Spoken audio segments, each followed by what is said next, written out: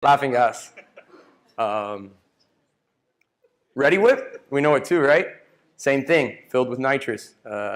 You aim it downward, whipped cream comes out, you aim it up. You know what happens. Whipped cream chargers, you can get it anywhere. When we first opened, we used to have to get our chargers from like porn shops because we couldn't find it anywhere. Williams-Sonoma is way too expensive for this. They sell you each one for $1. The porn shops would sell it to us for 25 cents a charger. Works for me. And we got a free trip to the porn shop, which wasn't too bad. Demo time. All right, so we're going to make some whipped gazpacho with some olive oil powder, some toasted panko. Panko breadcrumbs, it's a Japanese breadcrumb. Traditionally, if you have gazpacho, they'll put some crackers or some bread, whatever it may be, alongside. We're going to put some panko, a little bit of olive oil powder. We're going to garnish it with some Malden sea salt, some really beautiful sea salt from England. We've got some micro herbs and some flowers that we grow in the garden that we have out back. We don't have a farm, unfortunately. I wish we did. But we do have a garden that's about the size of this table that we pick all our herbs, all our flowers, everything that we use to basically finish a lot of our dishes we pick from our own garden.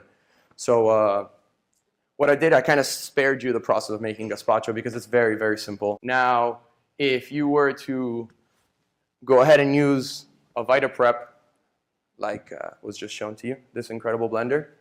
Most blenders have like, I don't know, 1,000 watts. If they're great blenders, 1,000 watts. This has 2 horsepower. So it starts going beyond the realm of watt.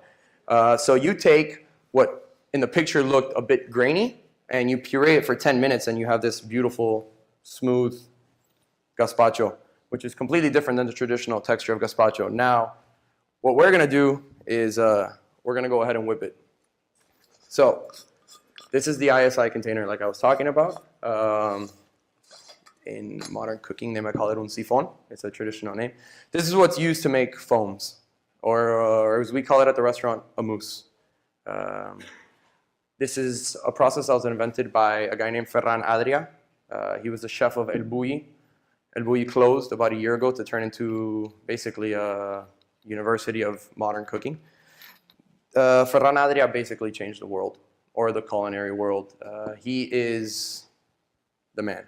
There's nobody on top of Ferran. Everybody knows it.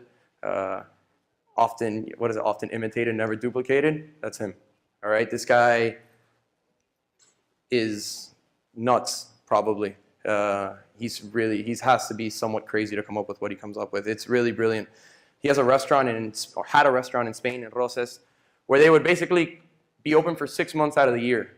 And the other 6 months, they were inventing new dishes, inventing new food. There's a movie called Cooking in Progress. You can find it on Netflix. It's about Ferran Adrià and El Bulli. Really, really amazing.